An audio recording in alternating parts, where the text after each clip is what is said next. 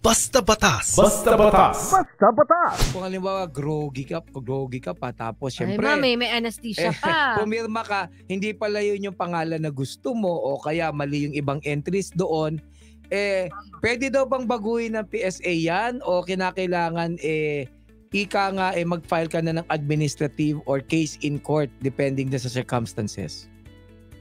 Maaari po silang mag-file ng petition sa local civil registry office ng lugar kung saan ipinanganak yung bata, or sabi nga po, pwede rin naman po sa korte, depende po kasi doon sa uri ng petition na gagawin po nila. Ayun, kung typographical lang or ma'am, pero ang question ma'am ganito, what if it's an admin case? Ito maraming nakaka-encounter nito. Kailangan ko pang pumunta dun sa Maguindanao. How do you determine kung admin case pinanganak yan? sa Maguindanao. Hindi, yung admin case kasi, lawyers, na yon. Depende yung kung typographical error lang, hindi ba? Or halimbawa, mali lang ng spelling. So yan mga admin case mamaya na may lang mga... yan. Mamaya. Pero ang tanong ko tayo? lang ma'am, sabi natin yung admin case, pupunta ka doon sa lugar halimbawa kung sa pinanganak. Kaso, Paano ma'am kung ang layo-layo, ikaw ay nasa Maynila na? Hindi ba pwedeng sa civil registrar's office na lang sa Maynila? total, in-streamline naman pwede po ba yun? ma'am. Maaari pwede pong pumunta. Ang tawag po natin doon ay out of town